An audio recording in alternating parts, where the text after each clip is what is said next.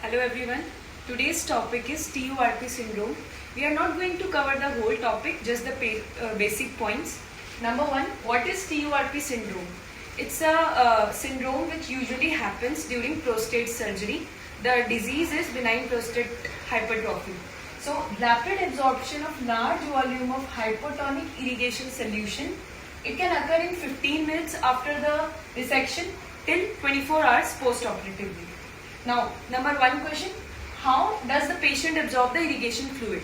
So, the fluid gets absorbed in the bloodstream through open prostatic venous sinuses. Next question is volume of the irrigation fluid. This is the most common question examiner asks. So, the volume of the irrigation fluid formula is initial serum sodium concentration minus final sodium concentration divided by final sodium concentration into total body water. And how to calculate total body water? It is 0.6 into body weight in kg. So one of the common things we come across in TURP syndrome is dilutional hyponatremia. One thing we have to always know is it's not the sodium deficiency that is causing the symptoms. It's actually the osmosis of the water, because sodium is anyways impermeable to blood-brain barrier. So according to the serum sodium changes, that is in milliequivalent per liter, we classify the CNS changes and the echocardiograph changes.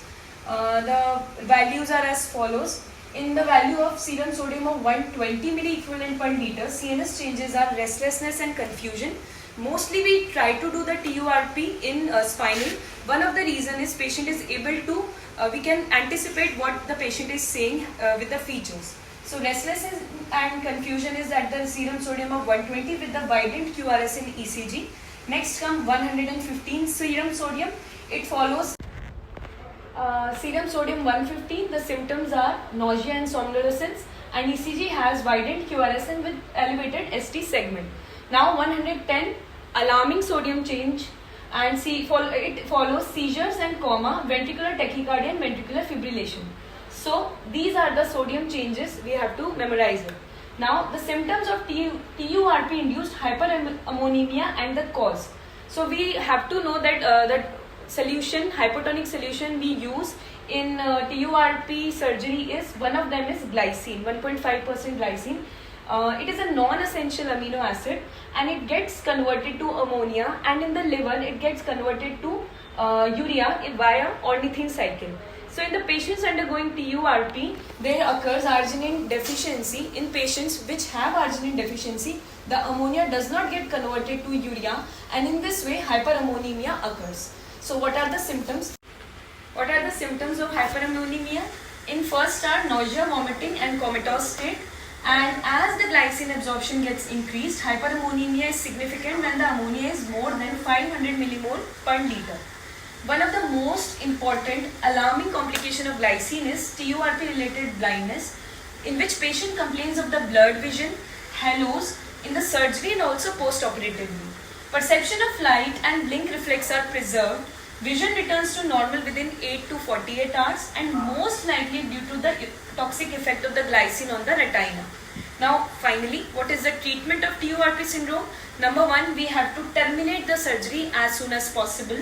Treat the mild symptoms, and when the sodium is more than 120 milliequivalent, we don't have to give 3%. We just have to restrict the fluid and give loop diuretic 10 to 20 mg.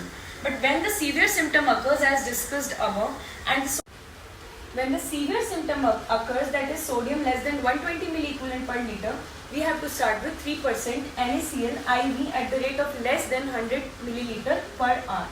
Now one more thing, correction should not be faster than 1.5 to 2 millimole per liter per hour for 3 to 4 hours, and then we have to subsequently decrease to 1 millimole per liter. And we have to stop when the symptomatic improvement occurs or sodium increase to more than 125 millimole per liter. Thank you.